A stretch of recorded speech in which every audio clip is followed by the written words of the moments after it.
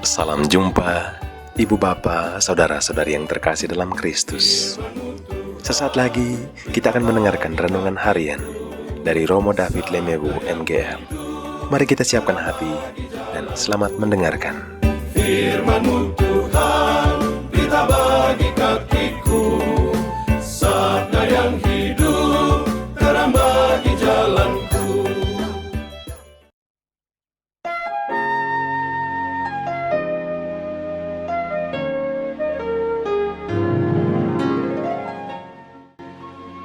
Jawab Yesus, "Aku diutus hanya kepada domba-domba yang hilang dari umat Israel." Tetapi perempuan itu mendekat dan menyembah Dia sambil berkata, "Tuhan, tolonglah aku." Tetapi Yesus menjawab, "Tidak patut mengambil roti yang disediakan bagi anak-anak dan melemparkannya kepada anjing." Kata perempuan itu, "Benar Tuhan, namun anjing itu makan remah-remah yang jatuh dari meja tuannya." Maka Yesus menjawab dan berkata kepadanya, "Hai ibu, besar imanmu, maka jadilah kepadamu seperti yang kau kehendaki." Dan seketika itu juga anaknya sembuh. Ada pepatah mengatakan, kita hanyalah pengemis yang berbagi remah-remah dengan pengemis yang lain. Tetapi menjadi pengemis, siapa yang mau? Itulah kerendahan hati yang ditunjukkan oleh sang ibu dari Kanaan itu. Dia mengemis kepada Tuhan Yesus. Dia tidak tersinggung ketika Yesus mengatakan tidak adil memberikan makanan anak-anak kepada anjing-anjing kecil. Di Biara MGL, sebenarnya kami punya aturan untuk tidak memelihara anjing sesuai dengan prinsip Tuhan Yesus. Waktu kami yang terbatas itu milik orang-orang yang kami layani. Melayani orang saja sudah tidak cukup waktu dan energinya, apalagi mengurus hewan peliharaan. Tetapi aturan adalah aturan. Ada 3 anjing di rumah kami. 2 sudah besar sekali dan sekarang dirantai karena sangat berbahaya.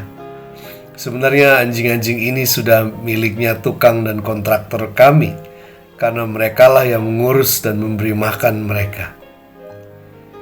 Yang kecil namanya Gembrot, karena dulunya gendut dan imut-imut. Tapi dia sekarang ramping dan cerdik, dan kelihatannya ada campuran dengan anjing penggembala. Dulu pernah mereka bertiga ngegeng dan menyantap babi tukang-tukang kami. Ya, begitulah insting mereka. Si Gembrot ini masih kadang-kadang datang ke meja makan yang terletak di tempat semi terbuka. Sekarang di tengah lapangan badminton karena semuanya lagi direnovasi. Dia takut sekali dengan satu romo dan akan kabur kalau sudah melihat, mencium, atau mendengar suaranya. Kenapa? Dulu dia pernah tidak sengaja menyantap bebek kesayangan si romo itu. Jadi ada permusuhan besar di antara mereka. Kadang dia kepergok di meja makan dan kita bisa mendengar kaingnya yang memilukan. Kita juga ada aturan tidak tertulis. Yang pertama, tidak memberikan makanan manusia untuk anjing. Kedua, tidak memberikan makan dari meja. Dan ketiga, jika sampai harus memberikan sisa makanan di atas meja makan, harus tunggu sampai semua selesai makan. Tapi kadang aturan itu dilanggar juga.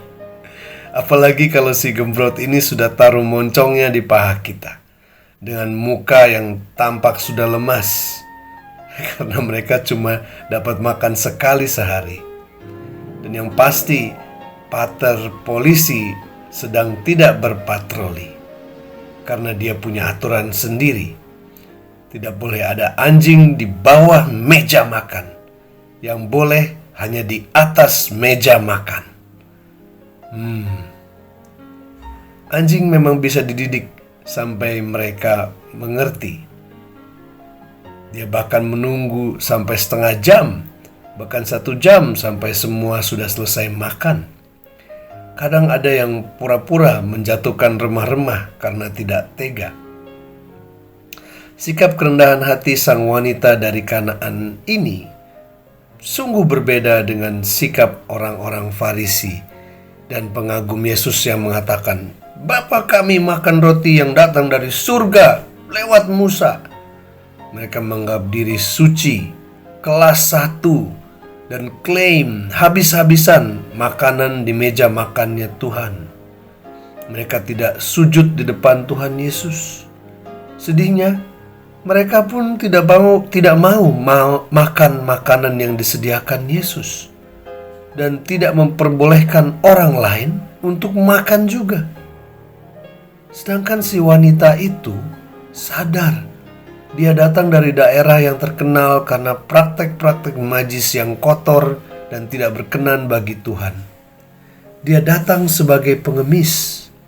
Lihat bagaimana dia menyembah dan bersujud di kaki Yesus dan berkata, "Tuhan, tolonglah aku."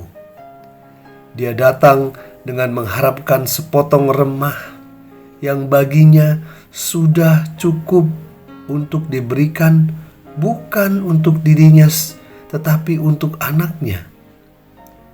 Apa yang Tuhan Yesus puji dari imannya yang luar biasa itu? Si pengemis dari Kanaan ini percaya bahwa dalam penyelenggaraan Tuhan, semua makhluk akan tercukupi, apapun itu sistemnya.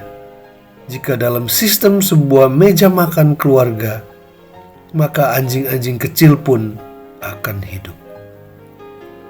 Banyak orang yang datang sebagai pengemis di hadapan Tuhan dan mendapatkan lebih dari apa yang mereka bayangkan.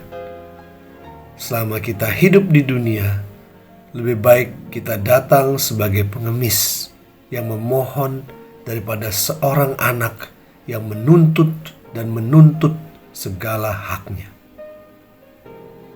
Marilah kita berdoa. Ya Bapa Maha Murah Hati, kami tahu kami semua adalah anak-anak-Mu yang Engkau kasihi. Kadang kami sering menuntut dan kecewa. Kami menuntut surga yang sempurna selama masih hidup di dunia.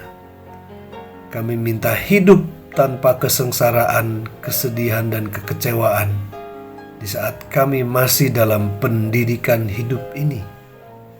Kami lupa bahwa dengan dosa-dosa kami tidaklah lagi pantas dan berhak menjadi anak-anak-Mu lagi. Ya Bapa, biarlah kami menjadi pengemis di kaki meja makan-Mu. Karena remah-remah-Mu itu sudahlah cukup bagi kami. Bagi mereka yang sudah Kau panggil pulang ke rumah, biarlah mereka yang menikmati seluruh santapan-Mu yang sudah Engkau siapkan bagi kami semua.